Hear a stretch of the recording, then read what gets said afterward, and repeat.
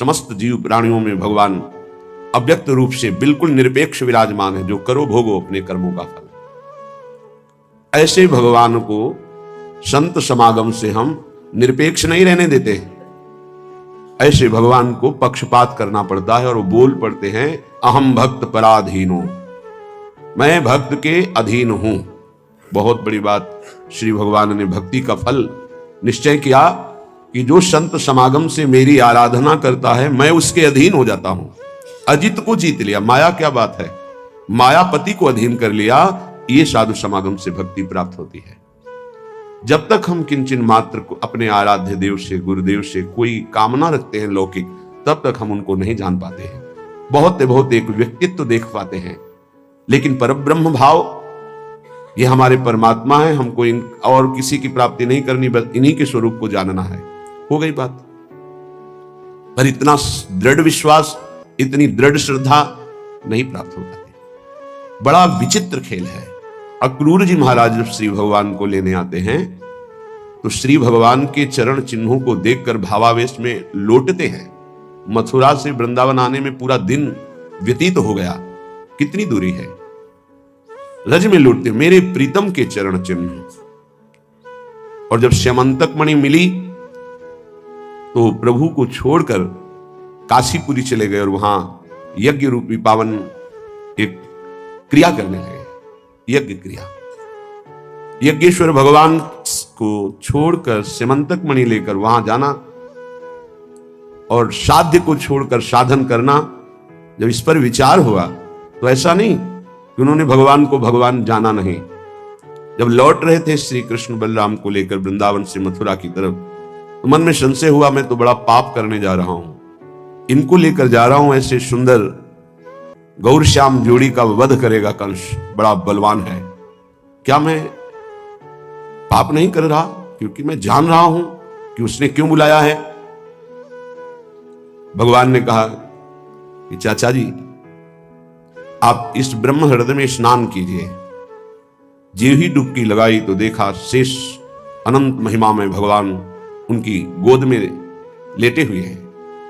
भगवान अनंत शास्त्र फण धारण किए हुए, गौर वर्ण भगवान शेष जी का, और उस पर श्याम वर्ण अनंत महिमाशाली भगवान लेटे हुए हैं।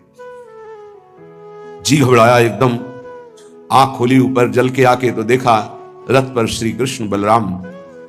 फिर डुबकी लगाई तो फिर शेष शैया पर भगवान। समझ गए सच्चिदानंद प्रभु विराजमान है, कंस की ताकत नहीं कि इनको मार सके। आए श्री भगवान ने पूछा, चाचा जी कोई आश्चर्यमयी बात देखी क्या? आपके मुखारबिंद से ऐसा लग रहा है। अक्रूर जी ने कहा, सर्वाश्चर्य में, जब मैं आपको देख रहा हूं तो क्या आश्चर्य बकाया रह गया। ऐसी स्थिति में भी स्यमंतक मणि लुभायमान कर सकती है। यही भगवान की दुरंत माया है। प्रभु के सिवा और कुछ स्वीकार करना, ये भक्ति का बहुत बड़ा दोष हो जाएगा, कलंक हो जाएगा। सब वस्तुएं, शरीर, संबंध साधन हो सकते हैं, साध्य केवल प्रभु होने चाहिए। आज हमारी उल्टी मति है, प्रभु साधन है और साध्य विषय है, साध्य संसार है, साध्य भोग है। इसी मति को पलटने के लिए साधु समागम मिलता है। साधु समागम मिला तो मानो परम लाभ मिल गया मृत्यु लोक का। उमा संत समागम सम न लाभ कछुआन। पर ये उसी को लाभ अनुभव में आता है जो श्रद्धा और विश्वास से भगवत कृपा का अनुमोदन करते हुए जय जयकार करते कि हरि आज हम पर बहुत प्रसन्न हुए, हमें साधु समागम मिला। जब द्रवहि दीन दयालु राघव तो साधु संगति पाइए। साधु संगति का केवल एक अर्थ है भगवत प्रेम, भगवत प्राप्ति। अगर ये नहीं तो फिर या तो साधु संग नहीं हुआ या फिर आपका बहुत मलिन अंतःकरण है। नहीं, उसका प्रभाव है साधु संग का। विशेष अनुग्रह प्रभु की जब होती है तब साधु संग। जो प्रभु मोहि अनुग्रह कीन्हा तो तुम आई दरस हठ दीन्हा। संत संग मिल गया, मानो संसार से पार होने का अवसर आ गया। अब हमारा आखिरी जन्म है, क्योंकि संत समागम मिल गया। संस्कृति कर अंता, संस्कृति का, संत का संग संस्कृति चक्र आवागमन का अंत है। बिना प्रयास के, बिना ही प्रयास होई भव भंगा, बड़े भाग पाई सत्संगा। अगर हमारा ये लक्ष्य नहीं है, हमें लगता है कि भगवत मार्ग के संतों का समय नष्ट नहीं करना चाहिए। बड़ा कीमती समय है। एक एक श्वास अपने प्रीतम के चिंतन में जो लगा रहे हैं, उनके समीप जाकर यदि हम भगवत प्रेम, भगवत प्राप्ति की चाह नहीं, भगवत प्राप्ति का, तो व्यर्थ समय नष्ट नहीं करना चाहिए। श्रीपाद प्रबोधानंद जी महाराज कह रहे हैं, तच्छास्त्रम मम कर्णमूलमपि न स्वप्ने पियायादहो श्री वृंदा विपिनस्य यत्र महिमा नात्यद्भुतः श्रूयते ते मे दृष्टिपथम नयांतु नितराम संभास्यता माप्नुयुः ये वृंदावन वैभवे श्रुतिगते नोल्लासिनस्ते खलाः। प्रिया प्रीतम, ऐसी कृपा कर दो कि मुझे कभी ऐसे लोगों का मुख न देखना पड़े, खलाहा, जो दुष्ट स्वभाव के हैं, जिनको आपसे कोई प्रेम नहीं, कोई मतलब नहीं, केवल विषय सेवन ही, संसार का आकर्षण ही उनके चित्त में है, व्यर्थ की वार्ता है। कह रहे हैं, ये वृंदावन वैभवे श्रुतिगते नोल्लासिनस्ते खलाहा। वृंदावन का वैभव, श्री श्यामा श्याम का प्रेम रस, श्यामा श्याम का नाम, श्यामा श्याम का रूप, लीला विलास, इससे जिसको कोई संबंध नहीं है, ऐसे जनों का कभी मैं दर्शन न करूं, कभी संभाषण न करूं। तच्छास्त्रम मम कर्णमूलमपि न स्वप्ने पियायाद हो। मैं कभी ऐसे शास्त्रों का शब्द भी सुनना नहीं चाहता जिनमें राधा नाम, जिनमें कृष्ण नाम, जिनमें प्रभु की भक्ति, जिनमें वृंदावन की महिमा प्रेम नहीं है। मुझे ऐसे शास्त्रों के एक शब्द भी नहीं सुनने। तच्छास्त्रम मम कर्णमूलमपि न स्वप्ने पियायाद हो। स्वप्न में भी मैं कभी ऐसी चर्चा ना सुनूं जिसमें हमारे प्रिया प्रीतम वृंदावन नाम रूप लीला धाम, इसकी चर्चा ना हो। देखो, निष्ठा ही रंग लाती है। स्वप्न तुम्हारी निष्ठा का परिचय होते हैं। जो तुम्हारी दिनचर्या है, तुम्हारा जीवन है, वही परिचय तुम्हें स्वप्न में मिलेगा। अगर साधक के स्वप्न गंदे ही गंदे आते हैं तो अभी अंतःकरण में तुम्हारे साधन का कोई फर्क नहीं पड़ा। ये तो ऐसे स्वप्न आते हैं कि जागृत की इच्छा ही नहीं होती। दिव्य महात्माओं का सत्संग, भगवत प्रेम की चर्चा या प्रभु के दिव्य रूप लीला धामों का स्फुरण होता रहता है। जागृत स्वप्न सुषुप्ति स्फुरत में राधा पदाब्ज छटा। मुझे स्वप्न में भी ऐसे, एक बार पूज्यपाद उड़िया बाबा जी ने एक स्वप्न देखा। वो भिक्षा मांगने गए हैं तो देखा वो दिव्य लोक है, क्योंकि जो जैसी साधना करता है उसी के अनुसार उसकी आकर्षण वृत्ति माया करती है। तो देखा सब रत्नों से जटित मकान है। नारायण भिक्षाम देहि, तो ऐसी सुंदरियां निकल रही जो देव अप्सरा हैं, सब दिव्य भोग लिए हुए, विविध प्रकार की आकर्षण वृत्तियां नेत्रों से हाव भाव प्रकट। बाबा ने विचार किया, ये मैं कहां गया? यहां तो कहीं भी सात्विकता नहीं दिख रही, यहां तो बहुत ही विलासिता दिख रही है। उन्होंने कहा, तुम सोचते क्या हो, हमारी तरफ आओ या हम आपकी तरफ आवे? बाबा भाग पड़े, आंख मूंद के मानो जैसे प्राण बचा के भागे हो। और जब ये अनुभव हुआ कि मैं बहुत दूर आ गया, तब नारायण नारायण सांस ली, पीछे मुड़ के देखा कोई दृश्य नहीं, जग गए। बड़ी प्रसन्नता हुई। स्वप्न में भी किसी तरह की भोग सामग्री का स्पर्श नहीं और किसी भोग विलासता के आकर्षण में नहीं, और भागे। अच्छा लगा। जब साधन काल में बाबा थे तब का अपना अनुभव। साधक स्वप्न में भी सावधान रहता है। ये पक्की बात समझ लो, संसार में फंसे हुए जीव को विषय से अनासक्त करके प्रियाजों में लगाना सरल, लेकिन ब्रह्मनिष्ठा में लगे हुए हृदय का परिवर्तन करके फिर प्रियाजों में लगाना ये सबसे कठिन बात है। जैसे महाप्रभु चैतन्य देव ने प्रकाशानंद सरस्वती जी के चित्त का परिवर्तन किया, ऐसे ही रसिक महापुरुषों की कृपा से ये महान प्रेममयी निष्ठा जागृत होती है। मेरे कान में भी वो शब्द न पड़े जिसमें प्रियालाल नहीं है, धाम नहीं है, नाम की महिमा नहीं। श्री वृंदा विपिनश्च यत्र महिमा नात्यद्भुतः श्रूयते। ऐसी कोई भी चर्चा मैं नहीं सुनना चाहता जिसमें वृंदावन वैभव नहीं है। ते में दृष्टि प्रथम नयांतु नितराम संभास्यता माप्नुयुः। बिना साधना के परमार्थ और संत वचनों का अर्थ समझ जाओगे। विषयी मन, विषयी बुद्धि, प्राकृतिक वस्तुओं का तो निर्णय कर नहीं सकती, अप्राकृत चिदानंद शब्दों का भाव समझ जाओगे। नामे दृष्टि प्रथम, मेरी दृष्टि में भी ऐसे जन नावे जो प्रभु से विमुख है, जिनको प्रभु से कोई संबंध नहीं। हां, संबंध प्रभु से अपनाना चाहते हैं, उनके लिए स्वागत है। जिनका प्रभु से मतलब नहीं, केवल वासनाओं की पूर्ति, केवल संसारिकता, ऐसा नहीं। नितराम संभाष्यता मापनी हो, मैं ऐसे लोगों से बात भी नहीं करना चाहता हूं।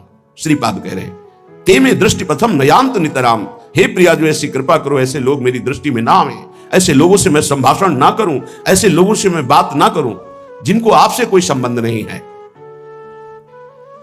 कल आपने सुना था, श्रीपाद कह रहे थे सामे न माता सच में पिता ना, स में न बंधु सच में सखाना। वो न मेरी मां है, न पिता है, न भाई है, न सखा है। कौन? जो प्रभु से विमुख करा दे, जो प्रभु के सन्मुख होने में बाधा पहुंचा दे। सामे न मित्रम सच में गुरु न, यो में न वृंदावन मादि सीत। जो वृंदावन का वास, प्रिया प्रीतम का आश्रय, भगवत चरणारविंद का अनुराग, नाम जब, इसमें अगर बाधा पहुंचा दे तो मेरा कोई नहीं है, क्योंकि मेरा ये जन्म बर्बाद हो जाएगा यदि प्रभु का भजन नहीं हुआ। वो मेरा शत्रु है, मित्र कैसे हो सकता है? भगवान ऋषभदेव जी जब भरत जी को और अपने अन्य पुत्रों को उपदेश कर रहे हैं, तब कह रहे हैं वही पिता पिता है, वही माता माता है, वही मित्र मित्र है, वही गुरु गुरु है, जो अपने संबंधी को भगवत अनुराग में स्थित कर दे। भगवत नाम जब, भगवत लीला गायन श्रवण, भगवत चरणारविंद की भक्ति प्रेम, नहीं वो हमारा संबंधी नहीं है। श्रीपाद कह रहे हैं अलमलमिह योषित गर्दभी संगम रंगे, रलमलमिह वित्तापत्य विद्या यशोभि, अलमलमिह नाना साधनायास दुःखैर्, भवत भवत वृंदारण्य माश्रित धन्या। अलम रोक दो, मलम ये मलमयी बात। क्या?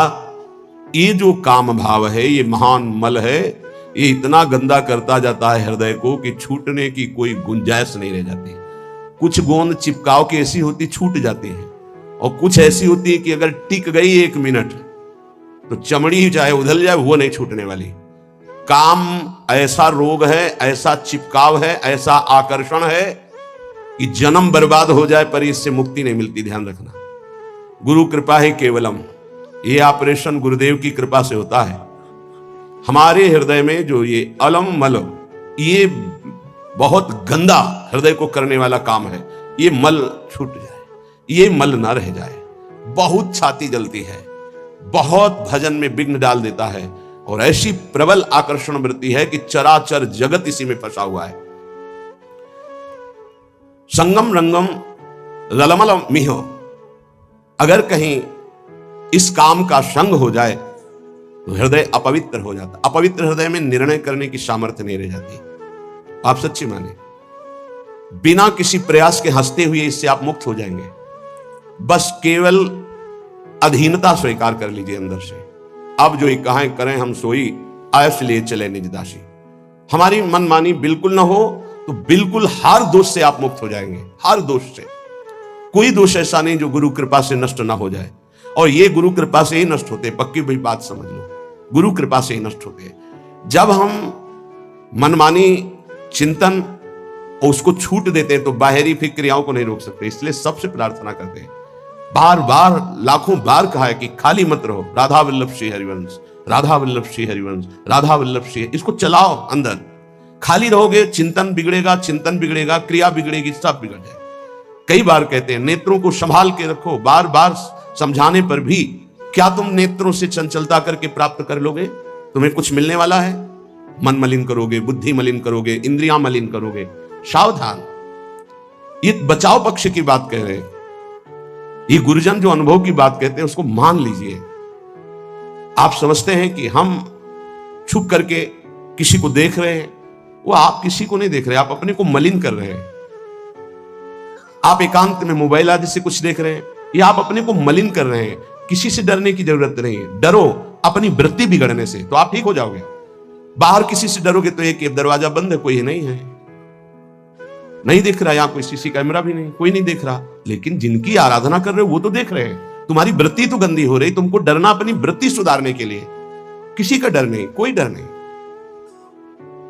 अगर आप स्वयं से नहीं डरोगे तो फिर किसी का डर काम भी नहीं करेगा। स्वयं से डरो, स्वयं साक्षी बनो। हमारी वृत्ति बिगड़ रही है, हम अपनी वृत्ति को नहीं बिगाड़ेंगे। अलमलम ही यूषित गर्दभी संगरंगे रलमलम ही वित्तापत्ति विद्या यशोभी। श्रीपाद कह रहे हैं यदि आप नाम जप नहीं करते, भगवान से विमुख हो, तो जितनी भी संपत्ति हो सब विपत्ति बन जाएगी। बहुत खास बात है सत्संग की। यदि आप भजन नहीं करते, भगवद आश्रित नहीं हो, तो जितनी संपत्ति वो विपत्ति बन जाएगी। कैसे बन जाएगी? आपके आचरण ऐसे होंगे, आपका चिंतन ऐसा होगा, उनका जो फल आएगा वो आपके हृदय को अशांत कर देगा, वो भारी दुख प्रदान करेगा। भजन कर रहे हो तो विपत्ति भी संपत्ति बन जाएगी। वो परम नाम रूपी धन भगवद आश्रय विपत्ति प्रदान करती, ध्यान रखना। जिसका कोई आश्रय भरोसा नहीं रह जाता, सीधे भगवान की शरणागति होती है, विपत्ति में कोई साथ नहीं देता। बलिहारी उस विपत्ति की जो सीधे शरणागति प्रभु की कराती है। और जब नाम जप होता है विपत्ति में, तो सबसे संपत्तिवान वही जिसके पास नाम रूपी संपत्ति है। कह रहे वो संपत्ति विपत्ति है जो भगवत विस्मरण करा दे, वो विपत्ति संपत्ति है जो भगवत स्मरण करा दे। बलिहारी उस दुख की जो भगवान की याद में तन्मय कर दे। ये बात संसारी वृत्ति रखने वालों के समझ में नहीं आएगी। विद्या यशोभी, मुझे विद्या नहीं चाहिए, बहुत ही बाधक है भगवत प्राप्ति में। कोई कहेगा विद्या भगवत प्राप्ति में बाधक कैसे हो सकती, क्योंकि वो विद्वान है तो शास्त्रों का ज्ञान है। हाँ, यही बात है। बस विद्या का अभिमान आ गया, शास्त्रों के ज्ञान का अभिमान आ गया, अब तत्वबोध तक नहीं पहुंच पाएगा।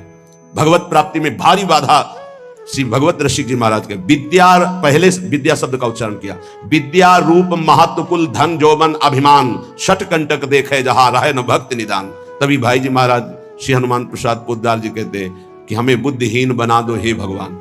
भगवान इस बुद्धि को बंद कर दो, बड़ी चंचल, बड़ी तार्किक, बड़ी अपने को प्रवीण समझने वाली। नाथ इसे केवल अपने चरणों में बैठाल दो, पंगु कर दो। यशोभी, मुझे यश नहीं चाहिए।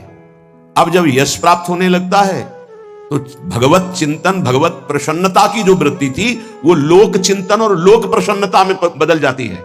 ये समाज कैसे कितना जुड़े, कितना बढ़े, ये समाज कैसे प्रसन्न रहे। प्रसन्न रहने का मतलब भगवत भाव से नहीं, हमारे अनुकूल बनी रहे। यशोभी, मेरा यश गान होता रहे। बहुत बड़ा ये दोष उत्पन्न हो जाता है भगवत मार्ग के पथिक के जीवन में जब यश की प्राप्ति होती है। अगर गुरु कृपा ना हुई तो यश ये आखिरी खाएं गिरा देता है उसको। प्रतिष्ठा कैसी, बोले सुकरी विष्ठा की तरह देखे, गौरव घोर रौरवम, संतों की भाषा है। साधु अपनी प्रतिष्ठा को क्या देखे, सुकरी विष्ठा किसी काम की नहीं। गौरव, मुझे लाखों प्रणाम करते हैं, बोले घोर रौरवम, ये घोर रौरव नरक के समान इसको समझो। जो यश कीर्ति प्रतिष्ठा मान सम्मान प्रिय लगने लगा तो बड़ी ऊंचाई से नीचे गिरने में धम्म से देर नहीं लगती। सम्मानम कल्यात घोर गरलम, ये सम्मान घोर विष है। नीचापमानम सुधा, नीच पुरुषों द्वारा किया हुआ अपमान अमृत के समान है। ऐसा मानो, रात दिन राधा मुरली मनोहर का भजन करो। ये विचित्र माया भगवान की। नहीं चाहिए मुझे यशोभी। श्रीपाद कह रहे अलमलमी नाना साधनाया स दुखई, मुझे नाना प्रकार के साधनों में दुख नहीं उठाना।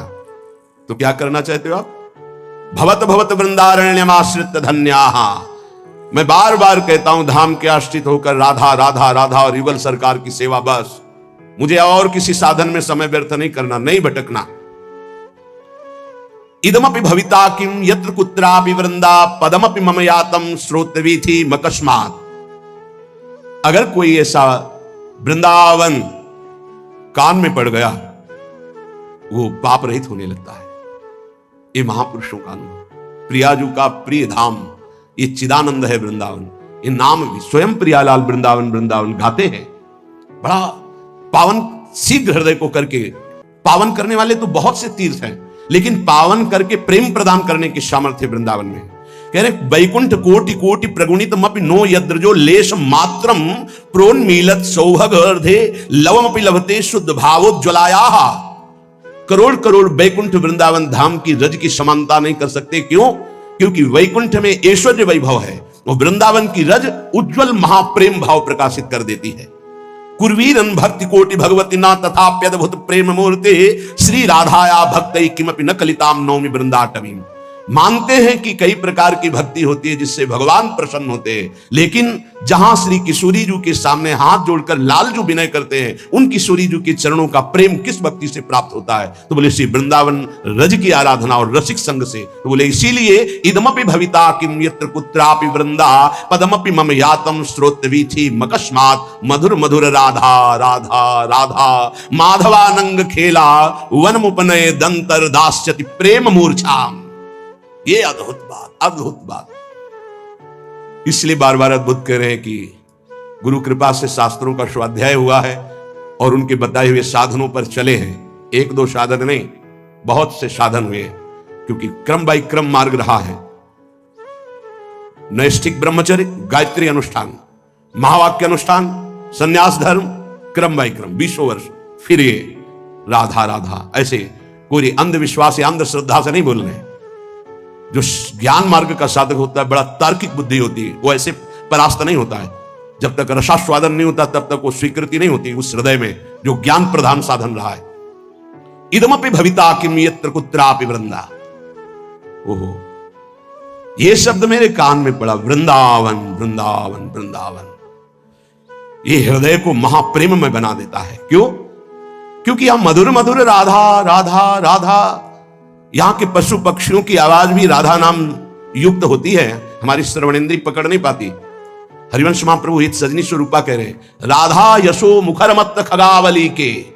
यहां के जितने भ्रमर, कोकिला, कपोत आदि पक्षी हैं, ये जब गुंजार करते हैं तो अपनी भाषा में बोलते हैं राधा राधा राधा, प्रियाजू का यश। यहां की वायु राधा राधा लेकर के, यहां के पत्ते की खुड़कन में भी राधा शब्द कटाक्ष होता है। वृंदावन के वृक्ष को मरम न जाने कोई, यहां डाल डाल और पात पात पर श्री राधे राधे होए। मधुर मधुर राधा राधा राधा। इस जो राधा नाम जपने के लिए जिनको हृदय में भाव आया, मानो श्री कृष्ण बरस पड़े, भगवान बरस पड़े उसके ऊपर। जिसकी जिह्वा से राधा राधा और वृंदावन पर श्रद्धा, तो बोले युगल सरकार की प्रेममयी जो लीला है, जिस लीला का एक भी क्षण हृदय में प्रकाशित हो जाए तो बोले प्रेम मूर्छाम, वो प्रेम विकल हो जाए, मूर्छित हो जाए। ऐसे युगल सरकार की दासता प्राप्त होती श्री धाम वृंदावन का आश्रय, रज का सेवन, रसिकों का संग। ये दुर्लभ उपासना है जो वृंदावन रस की है। इसीलिए स्वसुख वांछा जहां तक है, मोक्ष तक, वहां तक का त्याग होता है यहाँ के उपासक में। पर इतनी सरलता से त्याग हो जाता है कि जैसे एक छोटे से बच्चे से पूछो, वो कुछ नहीं जानता, बस इतना बोलने के लिए उसके हृदय में हिम्मत है, हमारे माई श्यामाजू को राज, बस श्यामाजू संभाल लेंगे। एक छोटा बच्चा है, एक दिन उनका एक बोल रहे थे, नंद के लाला की जय। तुम्हें बोलना पड़ेगा तो क्या बोलोगे? बोले श्री जी की जय। बहुत ये बात कहां से आई? इस रज के प्रभाव से, रसिक संग से। श्री जी की जय तो लालजू भी बोलते हैं, निकुंज में महारानी जी की जय तो लालजू भी बोलते हैं।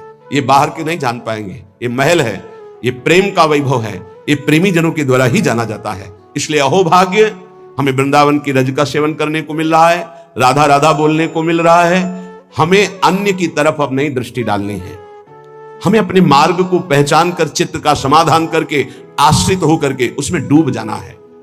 जो रसिक संग है, पूज्यपाद श्री उड़िया बाबा जी महाराज, इनके दर्शन मात्र से, इनके ऐसे परमाणु हैं, वो हमारे हृदय में आकर के प्रियालाल के प्रेम का आकर्षण करते हैं। बड़ी सूक्ष्म बात है। भजन से जैसा भजन किया जाता है वैसे परमाणु बनते हैं। अगर आपको याद हो तो एक बार बताया था कि श्रीपाद जो कालीदय में श्रीधर बाबा रहते थे, उनके जब चरण सेवा में जाते थे, जहां हम मस्तक रख के प्रणाम करते तो हृदय से निकलता निताई गौर हरि बोल। गुरुदेव भगवान से बताया था, विवश होके निकलता। क्यों? क्योंकि बाबा सिद्ध पुरुष थे इस बात के। चरण चापते तो कृपा से मंत्र अपना चलता, लेकिन जब मस्तक झुका के उनके चरणों में रखते तो हृदय से निकलता निताई गौर हरि बोल। तो कह रहे हैं कि जब रसिक का हम दर्शन करते हैं, संभाषण करते हैं, तो सबसे बड़ा लाभ मिलता है, उनके परमाणु हमारे अंदर आते हैं। जो हमारा परिवर्तन होता है उनके परमाणु से, उनके वचन से परमाणु आते हैं। उनकी दृष्टि शक्तिपात में, दृष्टि से शक्तिपात, वचन से शक्तिपात, संकल्प से, स्पर्श से ऐसे महापुरुष जन लोक कल्याण, जगत कल्याण करते हैं। प्रत्यक्ष में भगवत भक्तों के दर्शन से, उनके श्रीमुख से निकले हुए वचनों के श्रवण से और मनन से स्वाभाविक प्रभु में प्रीति होने लगती है। विश्वास करो, महापुरुषों के वचन है। देखो ये सिद्धांत देखो, भगवान ने सृष्टि रची और सबके हृदयों में बैठ गए। जो जैसा कर्म कर रहा है उसका सुख दुख का वो भोक्ता बने, भोगे। भगवान उसमें कोई सहयोग नहीं करते। कर्ता भगवान ने संपूर्ण सृष्टि रच दी, दो विभाग कर दिए, ये पाप कर्म है इसे मत करना, ये पुण्य कर्म है इसे करो। ये भागवतिक कर्म है जो पाप पुण्य दोनों से आपको बचा लेगा, और आप शांत बैठे हैं, करो और भोगो। लेकिन भक्त का संग ऐसा नहीं होगा। भक्त शांत नहीं बैठेगा कि जो करना है करो और भोगो, नहीं। वो जरा सी तुम श्रद्धा कर ली तो जबरदस्ती तुमको संसार से छुड़ाकर भगवान से प्रेम करा देगा। इसीलिए मोरे मन प्रभु से विश्वासा, राम ते अधिक राम कर दासा। इसलिए भगवान उस पर विशेष कृपाल होते हैं जिसे भक्त का संग मिल जाता है। अगर कहीं उनका स्पर्श मिल रहा है, जूठन मिल रही, चरण रज मिल रहा है, चरणामृत, वचनामृत, अब आपके कल्याण में संशय है। अगर संशय है तो विश्वास की कमी है, नहीं तो नाचना चाहिए। जब गुरुजनों का उच्छिष्टामृत आता है तो रोना आता है कि कैसी अहेतु की कृपा है। उनको क्या, पर वो अपना उच्छिष्ट में दे रहे हैं। अहेतु की कृपा, अहेतु की कृपा। जैसे आया कि महाराज जी ने राजभोग का उच्छिष्ट भिजवाया है, बस ऐसा लगता है कि केवल अहेतु की कृपा, केवल कृपा ही कृपा। कृपा ना होती तो क्यों अपनी तरफ से। अब हमें कोई परम पद चाहिए, अब हमें कुछ मिलना बाकी है। जब हम उच्छिष्ट का पान कर रहे हैं, उनकी चरण रज के आश्रित हैं, कुछ नहीं चाहिए, कोई हमें पदवी, कोई फल नहीं चाहिए। बहुत बड़ा फल मिल गया, मेरे गुरुदेव प्रसन्न, मुझे उच्छिष्ट मिल रहा है, बस। गुरु प्रसन्न तो साहब अनुकूला, मेरे साहब मेरे आराध्य देव अनुकूल है, इसलिए ऐसा है। मिटी सकल कल्पित भय सुला। अनुरागी भक्त के आगे भगवान दीन होकर रहते हैं। जो चतुराशी जी के प्रथम पद की दूसरी पंक्ति, भावे मोहि जोई सोई सोई करे प्यारे, ये अनुरागी भक्त की स्थिति होती है। भावे मोहि जोई सोई सोई करे प्यारे, ये शरणागत भक्त की स्थिति होती है। जोई जोई प्यारो करे, सोई मोहि भावे।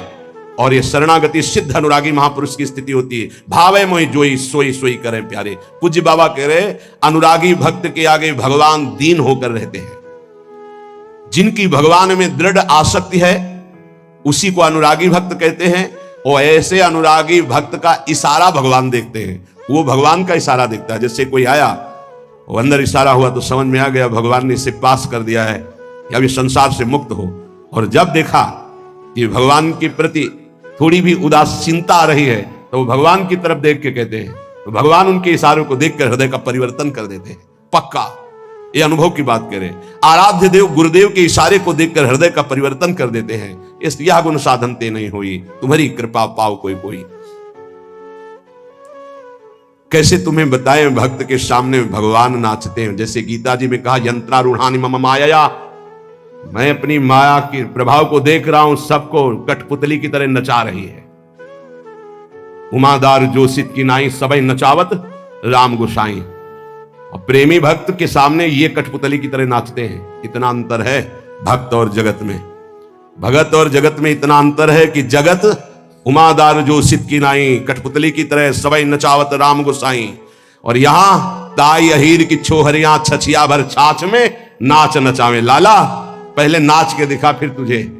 ये प्रेमी भक्तों की में, भक्तों के इशारे पर नाचते हैं श्री भगवान। इसीलिए भक्त महिमा है।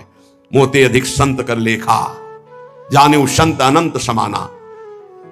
एक क्षण के लिए कभी प्रभु अपने भक्त से दूर नहीं होते।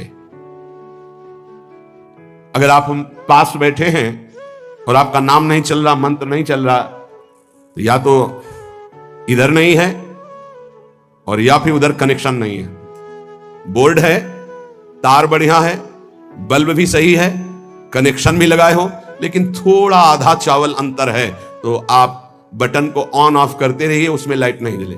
बस वो जो आधा चावल का अंतर है उसको और जोड़ दीजिए, फिर ऑन कीजिए, जल जाएगी। ऐसे ही पास हो, थोड़ा भी अपनापन कहीं है, कहीं भी त्रिभुवन में है, तो ऑन नहीं होगी। नहीं तो यहां जो चल रहा है वही तुम्हारे अंदर चलना चाहिए। समर्पण शरणागति का मतलब है जहां शरणागत हम हुए उनके जो चल रहा है वही चलना चाहिए। वो नहीं चल रहा तो कनेक्शन ठीक नहीं है आपका। अगर कनेक्शन सही है तो फिर वहां चल नहीं रहा, इसलिए नहीं चल रहा। नहीं तो एक बार सदगुरुदेव भगवान के से भजन की याचना कि जैसा भजन होना चाहिए जो देखते हैं महापुरुषों में वो नहीं है।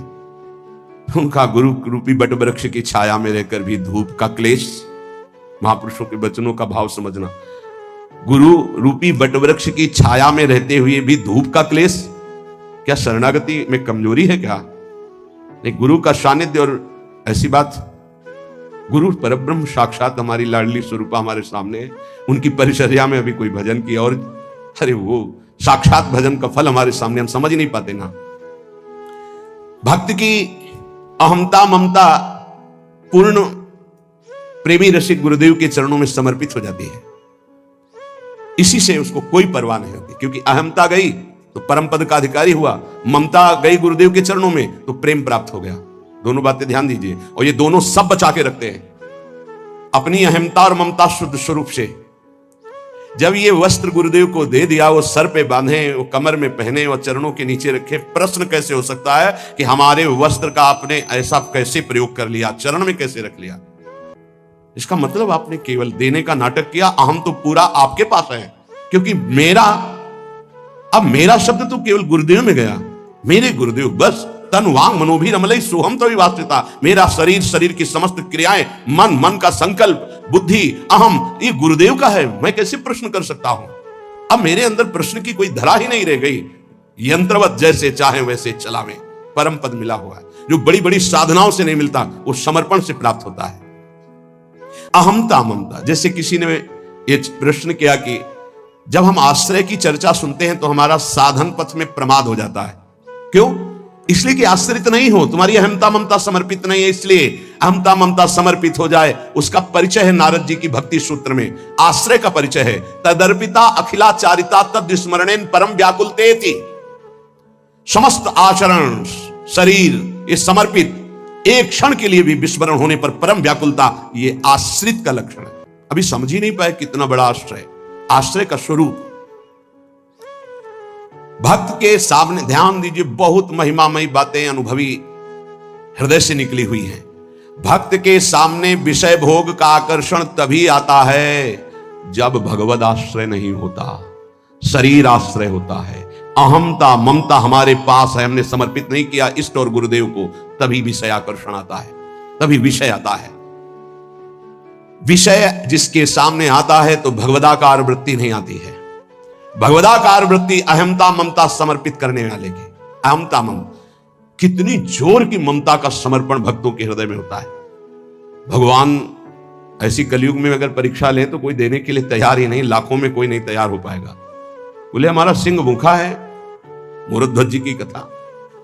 हाँ प्रभु, आपको समर्पित तन मन प्राण, अभी आरा चला क्या आप, मतलब गजब की भक्ति, गजब का समर्पण, अहमता ममता समर्पित है। दीवाल में चुने जा रहे हैं गुरु गोविंद सिंह के दोनों लाडले, 9 किशोर अवस्था है, अब मान जाओ, धर्म का त्याग कर दो, हमारे धर्म को स्वीकार नहीं, पूरा उनको दीवाल में चुन दिया गया। ना पिता के हृदय में क्षोभ, ना पुत्रों के हृदय में क्षोभ, यह है अहमता ममता का समर्पण। जरा देखो हम भक्ति का कैसा समर्पण होना चाहिए, कैसा समर्पण किए, तो एक तरह से उपहास कर रहे हैं। अहमता ममता को हम बचाए हुए हैं और परिवर्तन चाहते तो कनेक्शन ही नहीं है। अहमता ममता का कनेक्शन ही नहीं है तो तुम्हारा परिवर्तन कहां से हो जाएगा? प्रभु को अपने सामने देखने की सामर्थ्य उसी में होती है जो भगवदाकार वृत्ति होती है। जिसकी भगवदाकार वृत्ति किसकी होती? जो अहमता ममता समर्पित कर देता है। निरंतर भगवदाकार वृत्ति रहने के कारण वो जिधर देखता है भगवान दिखाई देते हैं। यहां निरंतर विषयाकार वृत्ति होने के कारण भगवान में भी विषय दिखाई देता है, भगवान ही तो सब बने। अगर हमारी अहमता ममता समर्पित हो जाए तो इन 6 अपराधों से बच जाए जो भक्तों के प्रति होते हैं। भक्त के ये 6 अपराध तुम्हारी भक्ति को ढक देंगे। पहला, किसी भी महात्मा के वास निरूपण पर जो हम निंदा करने लगते हैं, हमारी सामर्थ्य नहीं कि हम क्या जाने वो कैसे रह रहे हैं। महाप्रभु चैतन्य देव एक दिन कीर्तन में बहुत उल्लसित होकर उन महापुरुष का नाम ले रहे थे, बार बार नाम उच्चारण कर रहे थे, हमें नाम विस्मरण है। बहुत सुंदर पोशाक महंगी महंगी पहनते थे, पान पाए, इत्र लगाए, फुलेल केशों में सजाए। बहुत वर्ष हो गए पहले चैतन्य महाप्रभु के पावन चरित्र का पठन किया था, इसलिए स्मृति नहीं उनका नाम, उनके नाम का। पुंडरीक विद्या, हाँ यही नाम था, पुंडरीक विद्या। तो गदाधर आदि जो भगवत महाप्रभु के पार्षद थे, उन्होंने सोचा कि जब महाप्रभु भाव में ऐसा उनका नाम उच्चारण कर रहे हैं तो कोई वीतराग बड़े परमहंस महापुरुष होंगे, चलो उनके दर्शन करने चलते हैं। तो पता चला कि अमुक जगह वो आए हुए हैं। वहां तो देखा बहुत सुंदर पलंग, दुग्ध फेन जैसा, ऊपर से गद्दे के ऊपर चदर और गिरदा लगे हुए हैं, और केस जो फुलेल से ऐसे सुगंध आ रही, पान खाए। तो गदाधर जी के मन में आया कि इतना विलासितापूर्ण जीवन और ये भगवत भक्त हो सकते हैं, संशय हुआ। तो एक जो महाभागवत साथ गए थे, तो उन्होंने भगवान श्री कृष्ण की रूप माधुरी का भरा हुआ श्लोक गान किया। जो ही श्लोक सुना हुंकार मारी, और धूल धूसरी हा कृष्ण हा कृष्ण। और वो सब जो अब उनकी समझ में आया कि अरे महाप्रभु जो बोल रहे थे परम सत्य, वो प्रेम के अष्ट सात्विक भाव संवरण होना मुश्किल हो गया। अश्रुधारा नाक बह रही, धूल धूसरी थी। गदाधर जी ने चरण पकड़े और कहा मेरे से भारी अपराध बन गया। ऐसे महापुरुष के बाहरी स्वरूप को देखकर हमारे अंदर अश्रद्धा हुई थी, दोष दर्शन हुआ था, क्षमा चाहता हूं। कैसे क्षमा हो? तो शिष्यत्व तो स्वीकार किया था, चरित्र में ऐसा पढ़ा। किसी भी भक्त या महात्मा के वास निरूपण, वेश निरूपण की अगर वृत्ति आपने की तो अपराध बन जाएगा, तुम्हें कोई भी पाप का दंड नहीं भोगना पड़ेगा। जितनी श्वासें बची हैं, जितना जीवन बचा है, अब ज्ञान पूर्वक व्यतीत कीजिए। कोई पाप कर्म जो पीछे हुए पुनः मत कीजिए, और नाम जप कीजिए, सारे पाप आपके प्रभु क्षमा कर देंगे। गीता जी, सर्वधर्मान परित्यज्य मामेकम शरणम ब्रज अहम त्वाम सर्वपापेभ्यो मोक्षयिष्यामि मा शुचा, श्री भगवान के वचन है। जो आंतरिक काम क्रोधादि रोग हैं, इनको नष्ट करने के लिए 5 औषधियां हैं। जैसे पेट खराब हो जाए तो पंचसकार चूर्ण की आवश्यकता होती है, ऐसे ही हमारा विचार खराब हो गया है, दिमाग खराब हो गया है। सत्य वस्तु को भूलकर असत्य में रमण करना पागलों का कार्य है। वो सत्य मार्ग के पथिकों को पागल समझते हैं, और सत्य मार्ग के पथिक उनको समझ रहे हैं कि इतना कीमती जीवन तुम व्यर्थ में नष्ट कर रहे हो। और वो समझ रहे हैं मानव जीवन को एक ऐसे बर्बाद कर रहे हैं, ना कोई भोग भोग रहे हैं, ना कोई धन संचय कर रहे हैं, इनका जीवन ही बर्बाद हो रहा है। वो नहीं समझ पाते। ये 5 हैं जो तुम्हारे आंतरिक भवरोग को नष्ट कर देंगे। पाप जो हो रहा है, उस पाप की प्रवृत्ति का नाश कर देंगे। 5, पहला सत्संग। सत्संग, अगर भगवान की कृपा हुई है तभी सत्संग प्राप्त होता है। प्रथम भगति संतन कर संगा, दूसरी रति मम कथा प्रसंगा। सबसे पहली कृपा भगवान की होती है कि सत्संग प्राप्त होता है। अहो भाग्य रोज सत्संग प्राप्त हो, अहो भाग्य। जिस दिन होता कि आज पूज्य श्री मथुरादास जी कथा करने नहीं आएंगे, उनका स्वास्थ्य खराब है, या आज उनकी निर्जला एकादशी है, उस दिन ऐसा लगता है जैसे वज्रपात हो गया हो कि आज महापुरुषों के चरित्र सुनने को नहीं मिलेंगे। जो महापुरुषों से सत्संग प्राप्त, वो फिर और जैसे रबड़ी पाने के बाद गुड़ का सिरा चाटने की इच्छा नहीं होगी। यद्यपि वो भी मीठा होता है, वो भी पवित्र गन्ने के रस से बनता है, पर नहीं, जो रसमलाई पा चुके हैं ना, उनको फिर गुड़ का स्वाद नहीं आएगा। ऐसे ही जो सच्चिदानंद में डूबे हुए महापुरुषों के वचनों को श्रवणेंद्रिय से पान कर लिए ना, फिर वो केवल शाब्दिक प्रवचन में उसका श्रवणेंद्रिय स्वाद नहीं ले पाएगी। उसको चाहिए अनुभवी, क्योंकि उतने गरु वचन सुन लिए तो अब फिर और नहीं। अगर भगवत प्राप्त महापुरुष का सत्संग सुन लिया तो इन कानों की इतनी गरु स्थिति हो जाएगी कि वो हल्का शब्द सुन ही नहीं सकते। वो खुद अपने आप उनको लेकर बंद करो यार। वो कान इतने बड़े व्यसनी हो चुके हैं भगवदानंद के कि बिना भगवदानंद प्राप्त हुए महापुरुष के वचन उससे अच्छे ही नहीं लगेंगे। जब द्रवै दीन दयालु राघव हो तो साधु संगति पाइए। पहला है आंतरिक रोगों के नाश करने का उपाय सत्संग। जिसे सत्संग मिल गया तो बड़ी भारी विजय प्राप्त करने का अवसर मिल गया। रोज सत्संग में असत विकारों के प्रति हे भाव और भगवान की प्राप्ति के लिए उत्साह पैदा होता है, रोज जो सत्संग सुनते हैं। दूसरा, पहला सत्संग, दूसरा स्वाध्याय। जो हमारे आचार्य की वाणी है, जो गुरुदेव ने आदेश किया जिन ग्रंथों का स्वाध्याय करने के लिए, उन्हीं ग्रंथों का स्वाध्याय करना चाहिए। स्वाध्याय का मतलब नहीं कि कुछ भी स्वाध्याय करो, नहीं, गुरुदेव के अनुसार शास्त्र स्वाध्याय करना चाहिए, जो गुरुदेव आदेश कर रहे हैं। जो आचार्य वाणी है, जो हमारी उपासना में हमको पुष्ट कर सकते हैं, वही स्वाध्याय करना चाहिए। तीसरा है आहार, स्वल्पाहार। सत्संग, स्वाध्याय, स्वल्पाहार। आहार का बहुत बड़ा रोल है जीवन के उत्थान में। भगवान शंकराचार्य जी ने भी साधन पंचक लिखा है, उसके एक एक शब्द का आगे श्लोक तो बहुत बड़े। वेदो नित्यम अधीयताम, संगा सत्सु विधीयताम, महावाक्यार्थस्य विचारिताम, क्षुद्ध व्याधि चिकित्सताम एकांते सुखमास्यताम। 5 बातें, इन्हीं का विस्तार वर्णन किया। वेदो नित्य मधीयताम, नित्य शास्त्रों का स्वाध्याय होना चाहिए। संगात सत्सुविधीयताम, भगवत प्राप्त महापुरुषों का संग होना चाहिए। महावाक्यार्थस्य विचार्यताम, उनके द्वारा जो बोले गए वचन है उनको विचार करके चिंतन के द्वारा अपनी स्थिति बनानी चाहिए।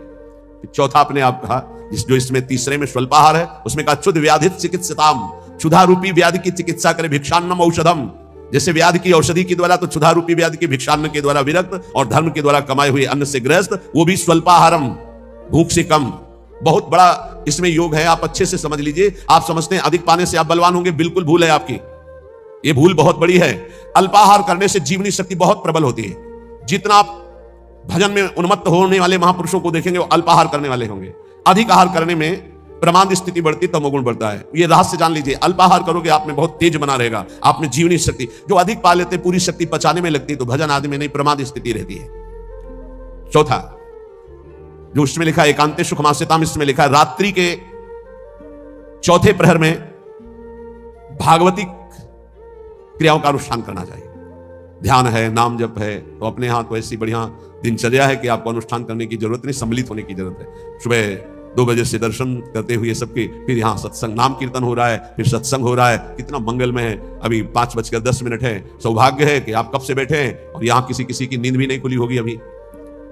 जो प्रातःकालीन बेला पर जग करके भागवती का अनुष्ठान करता है, वो आंतरिक विकारों पर विजय प्राप्त कर लेता है। स्वप्न दोष 4 बजे सोने वाले को ही बहुत जोर के होते हैं। जो प्रातः 3 बजे से जग जाते हैं, 10 बजे के बाद सोते हैं, स्वप्न दोष होने की संभावना ही नहीं रहती। यदि वो सावधान है तो गलत क्रिया करते हैं, गलत भोजन करते हैं, उनकी बात अलग है। नहीं, समय ही नहीं है। प्रायः 3, 4, 5, 6 इसमें स्वप्न दोष होता है प्रातःकालीन बेला पर। और जो गंदे आचरण करते हैं उनकी तो कोई चर्चा ही नहीं है। 5वां, जो कुछ साधन भजन करे, एकांत चिंतन आंतरिक, उसका चिंतन पूर्वक करे, एकाग्रता पूर्वक करे, सारी शक्ति लगा करके, बटोर करके। नाम जप करे तो नाम में, मंत्र जप करे तो मंत्र में, सत्संग सुने तो सत्संग के वाक्यों में। ये 5 हैं जिनके द्वारा हम आंतरिक विकारों पर विजय प्राप्त कर लेते हैं। पहला सत्संग, दूसरा स्वाध्याय, तीसरा अल्पाहार, चौथा प्रातःकालीन बेला पर उठकर भागवती का अनुष्ठान, 5वां जो कुछ भी करे एकाग्रता पूर्वक सारी शक्ति लगाकर उसी में। जो अपने ऊपर हर समय ईश्वर की, आराध्य देव की कृपा का अनुभव करता रहता है, ये बहुत बड़ी बात है। हर परिस्थिति में बड़ी कृपा, श्री जी की बड़ी कृपा, श्री जी की बड़ी कृपा।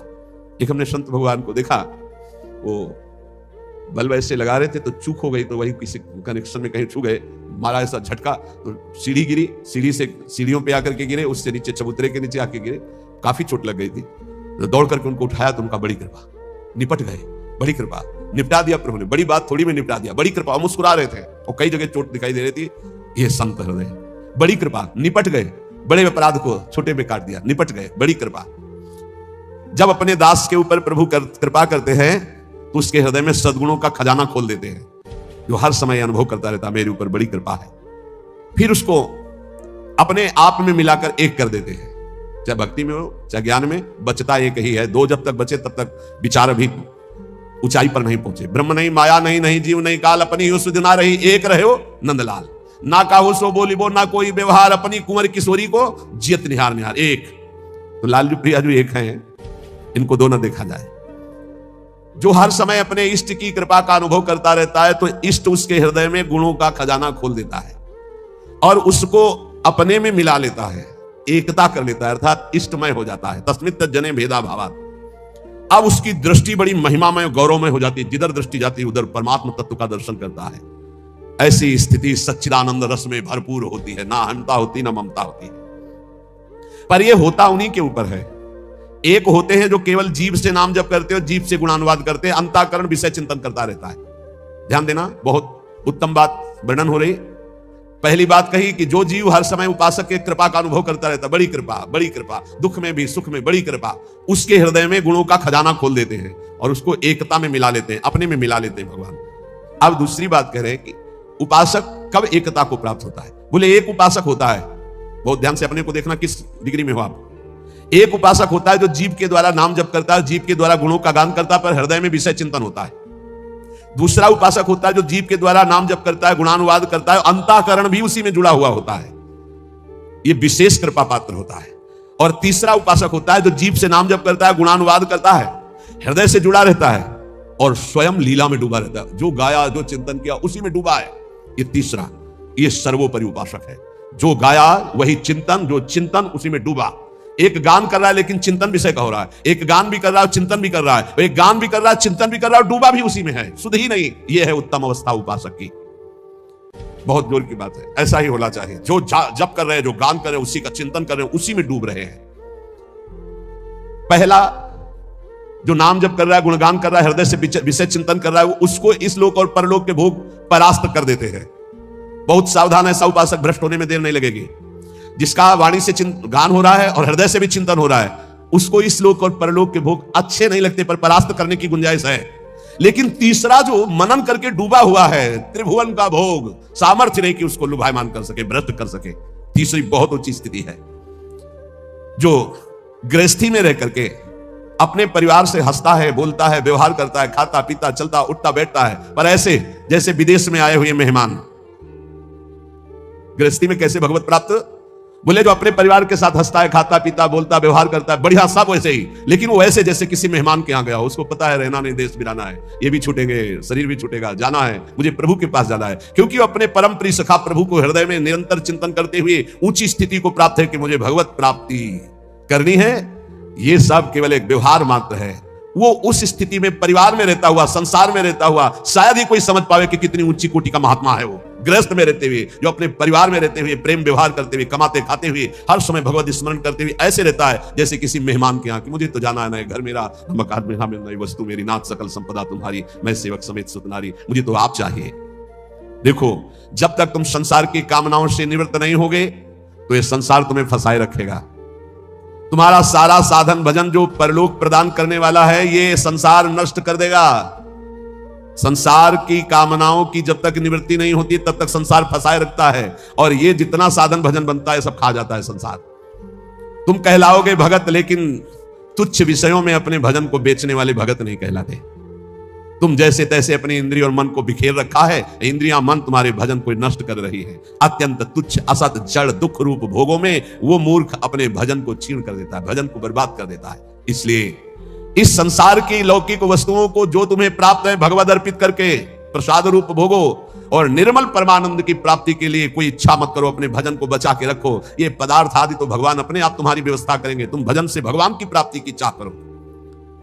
जो इस बात को स्वीकार कर लेते हैं उनके अंदर एक नई कामना जागृत होती कि कुछ लोग तो ये जान जाएं कि मैं भजन करता हूं। ये बहुत जोर की इच्छा होती है। हमें और कुछ भोग नहीं चाहिए, इतना तो है कि लोग ये हमारा सम्मान कह के करें कि बड़ा भजनानंदी है, बड़ा त्यागी है, बहुत अच्छा है, गृहस्थी में रहते हुए महात्मा या विरक्ति होते हुए कितना बढ़िया महात्मा है। ये कान सुनने के लिए लालायित रहते हैं। लोग मेरी योग्यता को जाने कि मैं कितना अच्छा हूं, ऐसी इच्छा जो करता है तो इच्छा करते ही वो परम पद का अधिकार खो देता है। समझ लो, लोगों में जानकारी फैलाने की इच्छा मतलब संसार में सतबुद्धि, मतलब प्रतिष्ठा कीर्ति की चाह, मतलब भगवत प्राप्ति की योग्यता खो देना। ये तीन बातें बड़ी दुर्लभ हैं। निर्धनता में भी दूसरों की सेवा करने का, दान देने का उत्साह, एकांत में पापाचरण ना करने की दृढ़ भावना, ये बहुत कठिन बातें, बहुत कठिन बातें। निर्धनता में भी दान देने का, दूसरों की सेवा करने का उत्साह, एकांत में कभी पाप ना करने की दृढ़ भावना, और जिससे भय लगता है ऐसा कभी कोई वचन, आचरण, संकल्प मन में ही ना आने पाए। भय लगता है पाप कर्म से, पाप कर्म ही भय प्रदान करता है। तो पाप कर्म से कैसे निवृत्त हो, क्रम बाई क्रम वर्णन कर रहे हैं। तो जो पाखंडी लोग हैं इनका संग का त्याग कर दे। पाप निवृत्ति के लक्षण, पाप तुमसे बनेंगे ही नहीं। पाखंडी लोगों से दूर रहना, खुली बात कह रहे हैं। महापुरुषों के बच्चे किसी से कोई लेना देना नहीं रहता, इसलिए मस्ती से बोलते हैं। पाखंड कहते हैं पाप के खंड को। पाप जो ऊपर से सदाचरण का वेश धारण किए हुए हैं और अंदर से पापाचरण करते हैं, बहुत ही लुभावना पाखंड होता है। लुभावना आप देख के समझ ही नहीं सकते। हमारी योग्यता ऐसी नहीं हो, हम अपनी योग्यता दिखाते हैं तो पाखंड एकदम भी कहा जाता है। इससे पाप की प्रवृत्ति होती है। पाखंड से बचे और पाखंडी लोगों से बचे, खुली बातें हैं। जो असत्य में भोग सुख प्राप्त करना चाहता है वो पाप किए बिना रह नहीं सकता। ऐसे पाप का आचरण करने वालों का संग बिल्कुल नहीं करना चाहिए। अहंकार पापों की रति प्रदान करता है, इसलिए अहंकारी का संग नहीं करना चाहिए, अहंकार का संग नहीं करना चाहिए। पाखंड नहीं धारण करना चाहिए, पाखंडियों का संग नहीं करना चाहिए। असत्य के भोग की लालसा पाप करवाती है और असत्य के भोगों में रत पापियों का संग नहीं करना चाहिए। अहंकार ही भोगों में रत कराता है, इसलिए अहंकार नहीं अंदर आने देना चाहिए और अहंकारियों का संग नहीं करना चाहिए। प्रभु की ओर अग्रसर होने वाले जितने साधक हैं उनको सावधान रहना चाहिए ऐसे अहंकारी असत भोगों में लगे हुए पाखंडियों से। कल्याण के मार्ग पर चलना है तो अधर्म और अनीति और पाप कर्म छोड़ने की दृढ़ प्रतिज्ञा करनी होगी। अगर हम सावधानी से नहीं संग करेंगे तो बहुत ही पाखंड का बोलबाला है, आप ऐसा ना समझ लें।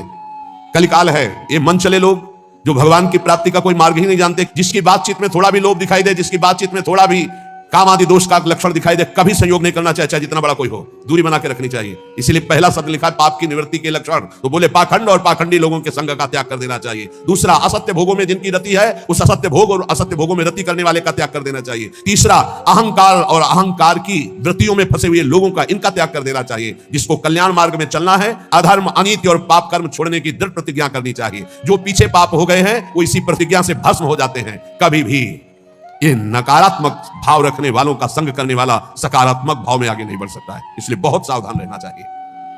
जो सांसारिक मान बढ़ाई कीर्ति परिस्थिति वस्तु रुपया आश्रम इनकी प्राप्ति की चाह रखता है वो कभी भगवान की प्राप्ति की चाह करने वाला हो ही नहीं सकता है। जो त्याग की हुई वस्तुओं का पुनः भोग करता है वो श्वान के समान होता है, वो साधु नहीं होता है। श्वान समझते, सम्मान शब्द सूचक श्वान है, उसको कुत्ता कहते हैं। बमन को कौन खाता है? कुत्ता। तो रमा बिलास राम अनुरागी तजत बमन जिम जन बड़ भागी, बमन के समान भगवान के भक्त संपूर्ण भोगों का त्याग कर देते, तो वमन के समान त्यागे हुए भोगों को पाने वाला स्वान कहा जाता है।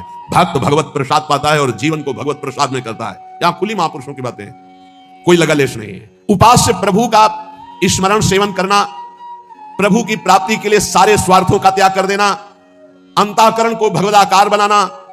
कोई भी जीवन में ऐसा आचरण ना हो जो संतों ने ना किया, वो कभी आचरण नहीं होना चाहिए जो संतों ने कभी नहीं किया। ये ध्यान रखना चाहिए। वेश धारण करके हमसे अगर कोई गलती है उसे त्याग देना चाहिए, हमें सुधारना चाहिए। आहार निद्रा इन पर विशेष शासन करता है, चाहे गृहस्थी का साधक हो चाहे विरक्ति का। आहार निद्रा इन पर शासन करे। वैराग्य का एक भी लक्षण कम ना होने पावे। अगर एक भी छेद हो जाए तो जैसे घड़ा भर नहीं पाता, ऐसे अंतःकरण पूर्ण दृढ़ भगवत मार्ग में नहीं लग पाएगा यदि वैराग्य का एक भी लक्षण कम हुआ। जो बात तुम्हारी गुप्त हो उसे कभी मत बोलो। अय वैरागी, अय भगवत मार्ग के पथिक, जो बात तुम्हारी गुप्त हो कभी मत बोलो। भागवतिक, व्यवहारिक, लौकिक, पारमार्थिक। क्यों? लोग उपहास करेंगे, तुम्हारी बात की गहराई को नहीं समझ पाएंगे। अगर आपसे कोई गलती भी हो गई है तो महापुरुषों से बोलो, संसारियों से नहीं। हमें लगता है बोलने की जरूरत नहीं, वो खुद जान जाएंगे, वो कृपालु हैं, वो हमें संभाल लेंगे। संदेह वाली वस्तु, संदेह वाले व्यक्ति, संदेह वाला आचरण कभी मत करो। जिस व्यक्ति पर संदेह हो कभी मत मिलो, जिस वस्तु में संदेह कभी मत खाओ, जिस आचरण पर संदेह प्रमाणित ना हो कभी मत करो। बहुत ध्यान से सुनना है, बहुत जरूरी है। हम आपके लिए भोग बना करके लाए हैं और आपकी दृष्टि में तत्काल अंदर आए, नहीं पाना चाहिए, बिल्कुल नहीं पाना, चाहे अमृत हो, हटाओ उसको, बिल्कुल नहीं पाना। ये भागवतिक संकेत होते हैं। जिस व्यक्ति के मिलने में संदेह लगे, ये हमें कम समझ में आया, कभी नहीं मिलना चाहिए। जिस वस्तु में संदेह हो जाए कभी नहीं पाना चाहिए। जिस क्रिया में संदेह हो जाए कभी नहीं करना चाहिए। भगवत मार्ग के पथिक को जो बात अपनी गुप्त हो उसे कभी प्रकाशित नहीं करना चाहिए। भविष्य की चिंता भक्त नहीं करता। अगर भविष्य की चिंता कल क्या होगा तो तुम शरणागति में कलंक हो। लाभ और हानि ये हमारे सामने कोई मान्यता नहीं रखते, इसमें हम प्रभु के विधान को देखकर प्रसन्न होते हैं। दूसरे की चर्चा कभी मत छेड़ो, दूसरे की बात मत करो, हर समय प्रसन्न रहो, ध्यानस्थ रहो। रजोगुणी तमोगुणी भोजन चाहे जितना सुंदर दिखाई दे कभी मत पाओ। रजोगुणी तमोगुणी लोग चाहे जितना सुंदर व्यवहार करें कभी सहवास मत करो, इनका दूर रहो। ये महापुरुषों के वचन है। यदि तुम्हारे पास कोई भोग सामग्री संग्रह हो गई है तो वो तुम्हारे धर्म के सेवन के लिए, दूसरों के हित के लिए, तुम्हारे भोग के लिए नहीं है। ये ओछी प्रवृत्तियों वाले पर संदेह वृत्ति रखो। गलत आचरण करने वाले, ओछा बात बोलने वाले, इन पर कभी प्रियता नहीं रखनी चाहिए। बहुत बड़ी हानि होती है, पक्का समझ लें, बहुत बड़ी हानि होती है। यह हर उपासक को सावधान रहना चाहिए, चाहे स्त्री शरीर हो चाहे पुरुष शरीर हो। जहां कहीं ओछी प्रवृत्ति, देखो एक दृष्टि में पता चल जाता है कि यह सामने वाला कैसे देख रहा है, कैसी हरकत है, कैसा, एक दृष्टि में। भगवान ने इतना ज्ञान तो सबको दिया है कि एक मिनट में, एक दृष्टि में फाइनल हो जाएगा कि आदमी संग करने लायक है या नहीं लायक है, या ये चाहे कोई भी हो, एक दृष्टि में पता चल जाता है। ओछी प्रवृत्ति पर अंकुश रखो, ना किसी का संग और ना अपने अंदर ओछी प्रवृत्ति।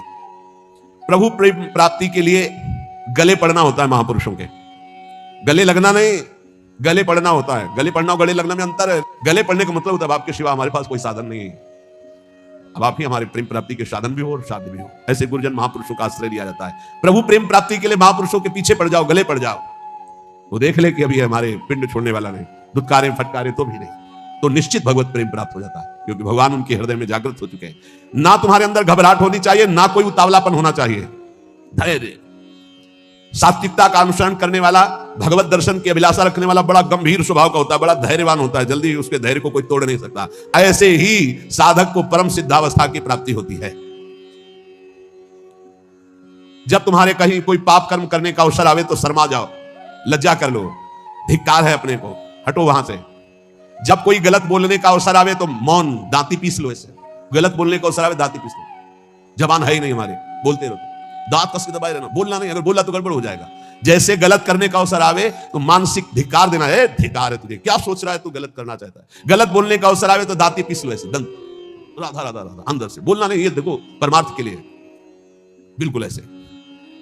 और जब कहीं तुमसे कोई गलती पड़ जाए तो शर्माओ मत, फिर क्षमा मांग लो, राधा राधा गलती हो गई हमसे, आगे से गलती, उसे क्षमा कहते हैं, अंदर से प्रायश्चित करना। तो जिस कार्य करने में तुम्हें लज्जा लगे वैसा कार्य मत करो, वैसे विचार मत करो। जो तीन को बस में रखता है वो साधु, नेत्र कान जीभ, जनेंद्रिय अपने आप बस में हो जाएगी। नेत्रों को बस में रखो, जबान को बस में रखो, कान को बस में रखो। तीन का बहुत बड़ा योगदान है। जबान खूब अच्छे अच्छे पदार्थ खाएगी, खूब उल्टा सीधा बोलेगी, कान उल्टा सीधा सुनेंगे, वो नेत्र उल्टा सीधा देखेंगे तो आचरण उल्टे सीधे होंगे। इनको संभालो। तीन, रसना, श्रवणेन्द्रीय और रसेंद्रीय। रसना कटो जो अन्न रटो, निरख अन्न फुटो ने, नेत्रेंद्रीय और श्रवण फुटो, कान। नेत्र कान जीभ, तीन को जो सुधार लेता है वो साधु हो जाता है। सौ, समाधि और श्मशान, इनमें सा है। अगर समाधि को प्राप्त नहीं हुए तो सौ और श्मशान आराम से आपको मिल जाएंगे। मानव जीवन समाधि प्राप्त करने के लिए, समाधि जिसकी बुद्धि क्षमता में युक्त होकर, बड़ा आनंद का विषय है। जैसे स्वप्न में चले गए ना आप, ऐसे लीला में चले जाओगे, बड़ा आनंद का विषय। मान लो हमारी बात, स्वप्न तो स्वप्न ही है, लीला तो फिर बहुत आनंद। बस आखिरी फल है वृंदावन का, लीला में प्रवेश हो जाना, लीला पात्र बन जाना। बहुत जल्दी लाभ मिलता है वृंदावन में। श्री भगवान महायोगेश्वर हैं, करुणा करके बता रहे हैं कि उपासक यज्ञ के द्वारा ही परम पद को प्राप्त होता है। कल कई यज्ञों का वर्णन सारांश में किया गया था। ब्रह्म यज्ञ, प्रत्येक कर्म में कर्ता करण क्रिया पदार्थ सब कुछ ब्रह्म रूप है, ऐसा अनुभव करना ब्रह्म यज्ञ, जो कल वर्णन हुई थी। ब्रह्मार्पणम ब्रह्म हवि ब्रह्माग्नो ब्रह्मणाहुतम ब्रह्मविद्यम गंतव्यम ब्रह्म कर्म समाधिना। इसी को भगवद अर्पण रूपी यज्ञ की व्याख्या कल की थी। संपूर्ण क्रियाएं, संपूर्ण पदार्थ भगवान के हैं और भगवान के लिए कर रहे, ये भगवद अर्पण रूपी यज्ञ है। और एक अभिन्नता रूपी यज्ञ का वर्णन किया था। असत से सर्वथा विमुख होकर परमात्मा स्वरूप में अभेद भाव से तन्मय हो जाना, ये मैं ब्रह्म स्वरूप हूं, ये सबसे बड़ी ब्रह्म यज्ञ का वर्णन हुआ था। कर्तव्य कर्म रूपी यज्ञ का वर्णन हुआ। केवल दूसरों के लिए ही सुख का संपादन जो करते हैं वो कर्मयोगी कर्तव्य कर्म रूपी यज्ञ करते हैं। संयम रूपी यज्ञ का सारांश में कल छोटे छोटे श्लोकों में वर्णन था। एकांत काल में अपनी इंद्रियों को विषय में प्रवृत्त ना होने देकर परमात्मा में लगाना, ये संयम रूपी यज्ञ है। विषय हवन रूपी यज्ञ, व्यवहार काल में इंद्रियों का विषयों से संयोग होने पर उनमें राग द्वेष पैदा ना होना और परमात्मा स्वरूप में स्थित रहते हुए विषयों का सेवन करना, यह विषय हवन रूपी यज्ञ है। समाधि रूपी यज्ञ, मन बुद्धि सहित संपूर्ण इंद्रियां प्राणों की क्रियाओं को रोककर ज्ञान से प्रकाशित सब में स्थित हो जाना, रेचक कुंभक प्राणायाम आदि का जो वर्णन था। अब द्रव्य यज्ञ का वर्णन, संपूर्ण पदार्थों को जो अर्थ के द्वारा प्राप्त होते निस्वार्थ भाव से दूसरों की सेवा में लगा देना द्रव्य यज्ञ कहलाता है। तपो यज्ञ, अपने कर्तव्य का पालन करने के लिए काम, क्रोध, लोभ, मोह, मद, मत्सर इन सब के वेगों को सहकर इंद्रिय और मन को प्रसन्नता पूर्वक भगवान में लगाना, हर वेग को सहकर, इसे तपो यज्ञ कहते हैं। एक योग यज्ञ है, कार्य की सिद्धि असिद्धि में, फल प्राप्ति में हर्ष शोक ना होना, समान भाव रखना, सुख दुखे समय कृत्वा लाभा लाभो जया जयो, ये योग सिद्धि है, ये योग यज्ञ है। स्वाध्याय रूप ज्ञान यज्ञ, शास्त्रों का स्वाध्याय करना, नाम जप करना, नाम कीर्तन करना, ये स्वाध्याय ज्ञान रूप यज्ञ। प्राणायाम, पूरक, कुंभक, रेचक प्राणायाम यज्ञ है। स्तंभ वृत्ति प्राणायाम रूप यज्ञ, नियमित आहार करते हुए प्राण और अपान को अपने आप में रोक देना स्तंभ वृत्ति रूपी यज्ञ कहलाती है। इतनी यज्ञों का वर्णन कर सारांश में हुआ। इसके बाद भगवान कहते हैं यज्ञ शिष्टामृत भुजो यान्ति ब्रह्म सनातनम नायम लोकोस्ति यज्ञस्य कुतोन्यः कुरुषोत्तमो। हे कुरुवंशी श्रेष्ठ अर्जुन, यज्ञ से बचे हुए अमृत का अनुभव करने वाले सनातन पर ब्रह्म परमात्मा को प्राप्त होते हैं। यज्ञ ना करने वाले मनुष्य के लिए यह मनुष्य लोक भी सुखदायक नहीं, फिर परलोक कैसे सुखदायक होगा। तो भगवान का यहां क्या कथन है, यज्ञ शिष्टामृत भुजो यान्ति ब्रह्म सनातनम। निष्काम भाव से तुम्हारे पास जितनी भी वस्तु सामग्री है परिवार और समाज की सेवा में लगा देना, और जो आपको सेवा के बाद बच रहा है उसका सेवन करते हैं, एक ऐसा और एक दूसरा। श्री भगवान को विराजमान करके, सब श्री भगवान की वस्तु है, जो भी प्रसाद पाए भगवान को अर्पित करके, वो यज्ञाशिष्ट अमृत भोजो है, वो अमृत भोजन है। मरने वाली सब वस्तुएं अमृत कैसे अनुभव करा सकती हुई? अमृत भगवान है। जब हम भोग लगा देते हैं तो वो प्रसाद अमृत हो जाता है। ऐसे तो अमृत वस्तुएं हैं, समृत्यु लोक की जितनी भी वस्तुएं समृत हैं, सब नष्ट होने वाली, पर जब हम प्रभु को अर्पित कर देते हैं तो वो प्रसाद हो जाता है, चरणामृत हो जाता है, उच्छिष्टामृत हो जाता है। इन वस्तुओं को जब हम प्रसाद रूप से स्वीकार करते हैं तो ये हमें भगवत प्राप्ति करा देती है। बहुत सरल भाषा में समझो, तुम्हारे पास जो भी वस्तुएं है भगवान को अर्पित करके परिवार की सेवा में, समाज की सेवा में, स्वयं शरीर की सेवा में वो प्रसाद हो जाए। बिना अर्पित किए न वस्त्र पहनो, न भोजन पाओ, न पानी पियो, क्योंकि भगवान कहते हैं जो यज्ञ से अवशिष्ट वस्तुओं का भोग करता है वही परम पद को प्राप्त होता है, ब्रह्म को प्राप्त होता है। यज्ञ ना करने वाला मनुष्य लोक में नहीं सुखी रहेगा, फिर परलोक की बात क्या है? एवं बहुविधा यज्ञा वितता ब्रह्मणो मुखे कर्मजान विदितान सर्वान एवं ज्ञात्वा विमोक्षसे। बहुत तरह की यज्ञ वेद शास्त्रों में वर्णन किया गया है, विस्तार से वर्णन है। उन सब यज्ञों को कर्मजन्य जान। इस प्रकार जो यज्ञ को जानता है वो कर्म बंधन से मुक्त हो जाता है। कोई भी कर्म भगवान को बिना समर्पित किए नहीं रहना चाहिए, और भगवान को पाप कर्म समर्पित नहीं किया जाता। कोई भी पदार्थ भगवान को समर्पित किए बिना नहीं पाना चाहिए, और भगवान को सात्विक भोग संपन्न करके ही भोग लगाया जाता है, उसमें तामसिक बिल्कुल नहीं। इसीलिए प्याज लहसुन तक मना किया गया है। भगवान को हम वही अर्पित कर सकते हैं जो शास्त्र प्रमाणित है, मनमानी नहीं। जैसे किसी ने हमको दिखाया था मोबाइल में कि एक गोपाल जी को ये सब्जी को वेज कहते हैं और बिना वो उसको क्या कहते हैं, हाँ, उसका भोग लगाते हुए दिखाया था कि हमारे गोपाल जी तो सब नरक की प्राप्ति होगी। ध्यान रखना, राक्षसी प्रवृत्ति का प्रयोग मनमानी मत करो कि तुम्हें कोई डांटने वाला नहीं तो घर में गोपाल जी विराजमान कर लिए तो जो मना है सो कर सकते हो। नहीं दिखाना चाहिए, नहीं देखना चाहिए, नहीं करना चाहिए, ऐसा बिल्कुल नहीं करना चाहिए। ऐसा तो राक्षस भी नहीं करते थे। आप तिलक लगाए हो, आप कंठी बांधे हो और आप ठाकुर जी को राक्षसी भोग लगा रहे हो, कहते हमारे गोपाल जी जो मनाएगा सो हम खवाएंगे। ऐसा नहीं, ऐसा नहीं, मनमानी नहीं। तस्मात् शास्त्रम प्रमाणम ते कार्य कार्य व्यवस्थित हो। ऐसा करोगे तो ठाकुर जी को फिर जो भाएगा वो करेंगे, और उनको जो भाता है तो सारी माया उन्हीं की भावना है। ध्यान रखना, उनकी मुस्कुराहट से माया पैदा हुई, उनकी पीठ से अधर्म पैदा हुआ, उनकी छाती से धर्म पैदा हुआ। कैसे मनमानी आचरण कर सकते हैं आप ठाकुर जी को वही कर्म अर्पित कर सकते हैं जो शास्त्र सम्मत है, आप वही भोग लगा सकते हैं जो संत सम्मत है। ऐसे नहीं मनमानी, आपकी मनमानी आचरण नहीं। गोपाल जी भी वही करते हैं जो बोलते हैं, गोपाल जी भी संतों की बात की रक्षा करते हैं। ऐसा नहीं कि मनमानी तुम करो, सबकी अवहेलना करके तुम्हारे घर में तुम जाओ और श्री विग्रह खरीद लो और मनमानी व्यवहार करो, तो आप क्या समझते हो भगवत पार्षद आपको दंड दे देंगे। समय आने पर देख लेना, फिर ना तुम्हें गोपाल जी दिखाई देंगे और ना कोई भगवान की कृपा दिखाई देगी। मनमानी आचरण नहीं। कहीं भी कोई अपने घर में ठाकुर जी ले गए तो सर्वांतर्यामी भगवान की उपासना संतों के अनुसार करो, शास्त्र के अनुसार करो, नहीं तो ना इस लोक में सुखी रहोगे ना परलोक में सुखी रहोगे। एवं बहुविधा यज्ञा वितता ब्रह्मणो मुखे। जो शास्त्र में वर्णन किया गया वैसे किया जाता, मनमानी आचरण नहीं किए जाते। हमें बहुत दुख हुआ जो उन्होंने दिखाया कि वो तिलक भी लगा था और वे कहते कि हमारे घर में ठाकुर जी, हमारे ठाकुर जी, भाई हम तो जैसा चाहेंगे वैसा पाएंगे, हम अपने बेटे को जैसे पवा सकते हैं। वसुदेव देवकी जी से कहा था ध्यान रखना मैं तुम्हारा पुत्र बन रहा हूं, लेकिन ये ध्यान रखना मैं कौन हूं, मैं ब्रह्म हूं, ब्रह्म की प्रतिष्ठा हूं, तुम्हारा बालक बन रहा हूं, इतना जरूर ध्यान रखना, नहीं तो मेरी माया से मोहित हो जाओगे। ये ध्यान रखना मैं ब्रह्म हूं। इसलिए जहां जिस भक्त के यहां भगवान पुत्र बने तो पहले भगवान के रूप में प्रकट हुए कि तुम हम जब पुत्र बनेंगे ना तो तुम हमारी महिमा नहीं जान पाओगे। पहले देखो, जब कौशल्या जी ने देखा ओ अद्भुत भगवान, तब माता पुनि बोली सुमति डोली तजहु ताते रूपा कीजे सिर्फ लीला। आपने वरदान दिया था कि मैं बालक बनूंगा, तब बालक बन गए। सुन बचन सुजाना रोदन ठाना हुई बालक स्वरूप। वो सिद्ध महापुरुषों को तो आदेश करें कि ध्यान रखना मैं ब्रह्म हूं, तुम्हारा बालक बनने जा रहा हूं, और तुम गोपाल जी को मनमानी आचरण करवाओगे। ऐसा नहीं है, कभी ऐसा नहीं। वैष्णव पद्धति से सेवन करो ठाकुर जी की। ये कलिकाल कैसा दुष्ट स्वभाव पैदा हो रहा है कि हम मूर्ति खरीद ले, श्री विग्रह खरीद ले, जैसा अनाचार दुराचार चाहे वैसा भोग लगावे, जैसा चाहे व्यवहार करें, नरक की प्राप्ति होगी, पक्का समझ लो। और अगर धर्म और शास्त्र के अनुसार चलोगे तो वही यज्ञ, वही सेवा, वही पूजा भगवान की प्राप्ति करा देगी। अरे कितने उदाहरण उनके दिमाग में भरे हैं, ऐसे से ऐसा हुआ, ऐसे से ऐसा हुआ। मतलब भगवान ऐसे लोगों को उदाहरण भी दे देते, समझा देते हैं।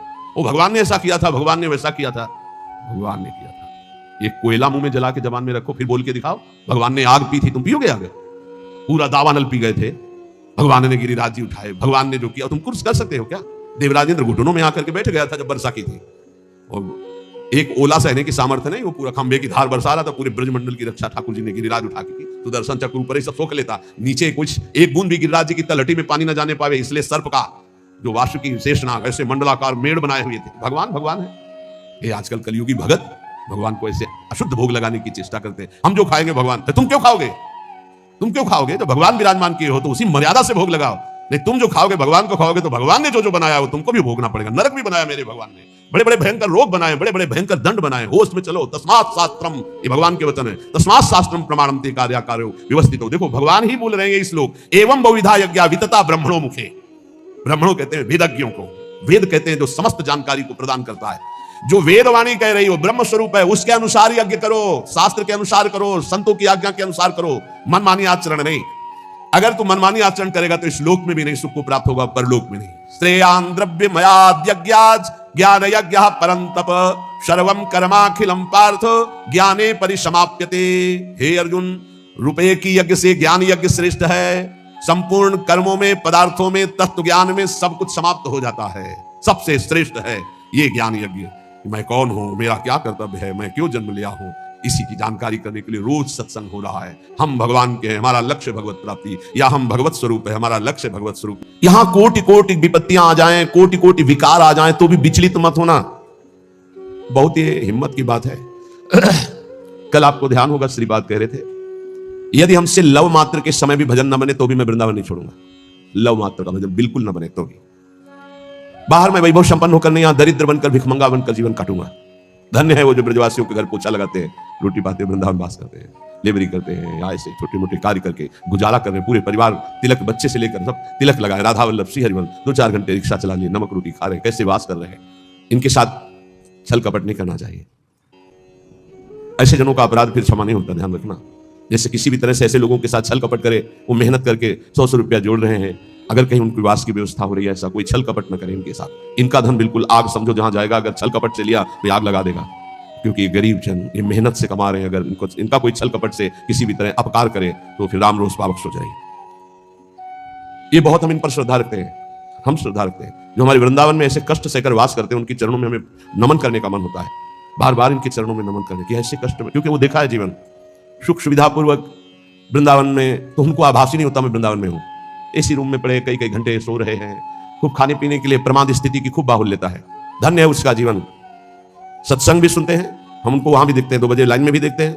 इसके बाद उनको रिक्शा चलाते भी देखते हैं। जैसे गाड़ी से जब जाते हैं तो देखते हैं उनको, गाड़ी से उतर के खड़े हो जाते हैं अपनी रिक्शा से, उनको रिक्शा चलाते भी देखते हैं। शाम के वाणी पाठ में भी उनको देखते हैं। मतलब भर का रिक्शा चला लिया, 2-4 घंटे जो पैसा आया, पूरे परिवार सही तिलक लगाए, राधा वल्लभ सिंह चरणों में मन लगता है। जो हरिवंश को नाम सुनावे तन मन प्राण तास बन।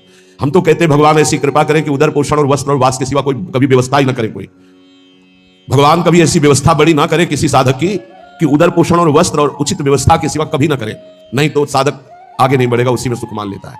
और कृपा करे तो उदर पोषण की भी व्यवस्था न हो, बार बार उसको विक्षेप, बार बार आसपास विपत्ति, बार बार ठोकर, तो सच्ची शरणागति उदय होकर वो माया पर विजय प्राप्त कर ले। दुर्भाग्य है उनका जिनको भगवान ने सुविधा दी है। हृदय की बात कहता हूं, दुर्भाग्य है उनका जिनके मोटे गद्दे हैं, एसी है, खान पान की भारी व्यवस्था है, सब कुछ। दुर्भाग्य है उनका। सौभाग्य है उनका जिनका उदर पोषण के लिए ब्रजवासियों के टूक का भरोसा हो, या जो गुरुदेव व्यवस्था कर दे और रूखा सूखा खा के जमीन पर सैन करके रात दिन दिनचर्या में लगे। सौभाग्य है उनका। घोर घोर विपत्ति वृंदावन में आ जाए या घोर घोर विकार हो जाए तो भी तुम विचलित मत होना, वृंदावन को मत छोड़ना। मारब्ध क्षय मावसई तदथ विक्रियाम आरब्ध प्रारब्ध। तुम्हारा प्रारब्ध क्षय हो रहा है, अगर विकार भी आ रहे हैं तो प्रारब्ध का नाश हो रहा है। किसी विषय पर किसी ने पूछा, ऐसा क्यों हो रहा है हमारे संग, ऐसा क्यों हो रहा है, हमारी अब चाह नहीं है, हमारी कोई मांग नहीं है, ऐसा क्यों होता है? ऐसा इसलिए होता है कि तुम्हारा प्रारब्ध क्षय हो रहा है। जिस दिन प्रारब्ध क्षय हो जाएगा तो मांगने पर भी नहीं मिलेगा। चाहे दुख हो या सुख, मांगो तुम दुख तो मिल जाएगा क्या? ऐसे सुख मांग रहे हो, मिल जाएगा क्या? बस धैर्य पूर्वक अपने प्रारब्ध क्षय का इंतजाम। मारब्ध क्षय मां वसई तदथ। वृंदावन वास करते हुए अपने प्रारब्ध क्षय को केवल देखो। दुख आ रहा है, प्रारब्ध क्षय हो रहा है, सुख आ रहा है, प्रारब्ध क्षय हो रहा है। न दुख में हमें दुखी होना, न सुख में फूलना है। तो तन्नाथो सदा खेलय, ये बड़ी बात। पूरे श्लोक का भाव, ये देह अस्मिन देहे उत्सिते, ये देह बड़ी गंदी है, इससे प्यार मत करो। अपनी देह से तो औरों देह से प्यार होगा ही नहीं। त्यज वृथाध्यासम यतः, इसका अध्यास छोड़ो कि मैं स्त्री हूं, मैं पुरुष हूं। झूठा है, ना तो स्त्री ना पुरुष है। संस्मृति घोरा चिंतय चिदघनम, ये घोर फंसाने वाली स्मृति है कि मैं स्त्री हूं, मैं पुरुष हूं। तू चिदघनम, तू चिदानंद स्वरूप है। निज बपु, तेरा सहचरी रूप है। सर्वंच वृंदावने, ये संपूर्ण वृंदावन में महाप्रेम रस का रसास्वादन कराने वाला निज बपु तेरा सहचरी स्वरूप है। इसलिए इस स्वरूप की प्राप्ति के लिए घोरासन त्रिपत्ति कोटे हितम याहिनो विक्रिया मारब्ध क्षय मावसई तन्नाथो सदा खेले। जो अपने प्रारब्ध भोग को भोगता हुआ, क्षय करता हुआ, शरीर भाव में नहीं स्थित है। शरीर भाव का त्याग कर स्वरूप भाव का चिंतन करता रहता है। निज वपु सर्वंच वृंदावन, संपूर्ण वृंदावन में अपने निज वपु में ही कि मैं श्री जी की दासी हूं, मैं सहचरी हूं। इस दशक में तो बोले तन्नाथो सदा खेले, वो युगल किशोर के साथ खेलने का अधिकार प्राप्त कर लेता है। ये वृंदावन प्रदान करता है। दिव्य स्वर्ण सुनील रत्न सुभगम लीला सनालारुणाम भोजो श्री मुरलीधरम प्रथुल सद्वेणी सुहारोज्वलम संबीतोज्वल सोण पीत वसनम कंदर्प लीलामयम श्री वृंदावन कुंज एव किमपि ज्योतिर्द्वयम सेव्यताम। उस उपासक को दिखाई देता है एक अनिर्वचनीय ज्योतिर्मय जोड़ी, दिव्य स्वर्ण सुनील रत्न सुभगम, एक दिव्य स्वर्णिम कांति सी प्रियाजु, और सुनील रत्न सुभगम एक सुंदर इंद्रनीलमणि अद्भुत श्यामाभा सनालारुणाम भोज, उनके अरुण अरुण अधर, अरुण अरुण कर कमल, अरुण अरुण चरण कमल, अरुण अरुण नेत्र कमल, कैसे सुंदर। वो एक दूसरे के बाहु पर बाहु डाले हुए श्री मुरलीधरम, अधरों में श्री लालजू मुरलीधर के, एक कर कमल प्रियाजू के, एक प्रियाजू का लालजू, और दोनों एक कर कमल मुरली में लालजू का और एक कर कमल प्रियाजू, और दोनों मुरलीधरम, दोनों के अधरों में एक ही मुरली विराजमान, और दोनों मुरली वादन कर रहे। एक के सिर पर मोर का मुकुट, एक चंद्रिका धारण किए हुए, एक पीतांबर परिधान और एक उज्जवल रक्त वर्ण चुनरी, अरुण वर्ण की चुनरी धारण किए हुए। ऐसे श्री युगल सरकार का साक्षात्कार उस उपासक को होता है जो ऊपर चर्चा हुई। राधा कृष्णो परम कुतुकाब्य लता पादपानाम चित्वा पुष्पादिक मुरविधम श्लाघमानो जुषाते। कभी कभी कौतुक श्री प्रिया प्रीतम लताओं से कहते झुक जा, मुझे पुष्प लेना, वो डाल झुक जाती है। चिदानंद लता है, प्रिया प्रीतम पुष्प चयन करते, प्रिया प्रीतम, और एक दूसरे के ऊपर पुष्प डालकर ऐसे खेलते हैं। ऐसी शोभा हो रही है, दिव्य दिव्य पुष्प चयन करके पीतांबर में अरुण वर्ण की चुनरी में एक दूसरे के ऊपर पुष्प, नव किशोरी नव किशोर। और कभी कभी स्नानाद्यम यत् सरति पुरतः खेलतो, कभी सरोवर में, मान सरोवर में, कभी राधा कुंड में स्नान करके खेल रहे हैं।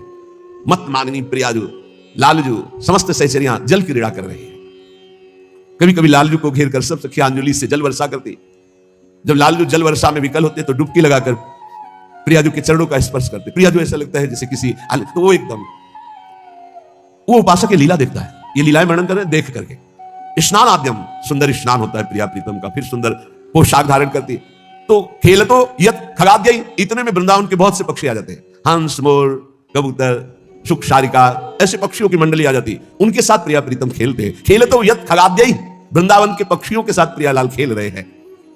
वृंदारण्यम परम परमम तन्न सेवते को, ऐसा कौन है जो इस सुख का सेवन न करे। कभी प्रियालाल जल केली कर रहे, कभी प्रियालाल सुंदर पोशाक धारण करके पक्षियों के साथ खेल रहे, कभी वन विहार करते हुए पुष्प चयन करते, एक दूसरे के ऊपर पुष्प प्रहार करके खेल रहे। आबाल्यम जल सेचनेन वर्णे नावाल निर्माणतः स्वेन श्रीकर पल्लवेन मृदुना श्री राधिका माधव। छोटे छोटे जब फूलों के पौधे या तमाल आदि के, तो दोनों प्रिया प्रीतम वृंदावन की रज से उसके थाला बनाते हैं। आबाल्यम और जल सेचनम, यमुना जी से इतनी सख्या होने पर भी स्वयं प्रियालाल जल लाते हैं और वृंदावन की लता का सिंचन करते हैं। कैसी सौभाग्यशाली वृंदावन की। आबाल्यम जल सेचनेन, प्राय वर्णन आया है कि प्रिया जो अपनी स्नेह दृष्टि से वृंदावन की लताओं का सिंचन करती है, पर आज एक श्लोक में वर्णन कर रहे हैं आबाल्यम, छोटे छोटे जो पौधे हैं, लताएं हैं, उनको आसपास थाला रज का बना करके और प्रियालाल स्वयं जल से उन लताओं का सिंचन करते हैं। वर्णे नावाल निर्माणतः स्वेन श्री कर पल्लवेन मृदुना श्री राधिका माधव। थाला बनाकर जल सींचकर और अपने हाथ से दुलार करते हैं वृंदावन की लता। राधा कराओ चित पल्लव स्वयं श्री कर पल्लवेन मृदुना श्री राधिका माधव। मृदुल मृदुल स्पर्श प्रिया प्रीतम का, इसलिए इन लताओं का सेवन साक्षात प्रिया प्रीतम के प्रेम की प्राप्ति का स्वरूप है। श्री बिहारी देव जी ने कहा, बिना रज और पल्लव लताओं का सेवन किए कोई प्रेम नहीं प्राप्त कर सकता। प्रेम पदार्थ दूर है बिन से रज रूख, रूख माने लता है। यान संवरद विवाह नव्य कुसुमाद्यालोक के संदर्भ भी। फिर बड़ी सुंदर लीला, तमाल का वृक्ष है और एक कंचन बेली है। सुंदर पहले जल के थाला बनाया गया, जल सींचा गया, दुलार किया, और फिर तमाल के वृक्ष को पीतांबर उड़ा दिया गया और बेली में सुंदर चुनरी उड़ा दी गई और समस्त सखियों के साथ ब्याह कर रही प्रिया प्रीतम लताओं का। यान संवर्ध विवाह नव्य कुसुमाद्यालोक के संदर्भ में भी फूली हुई लताएं सुंदर सजा करके एक को पीतांबर एक को चुनरी उड़ा दी गई और सुंदर ब्याहुला हो रहा है।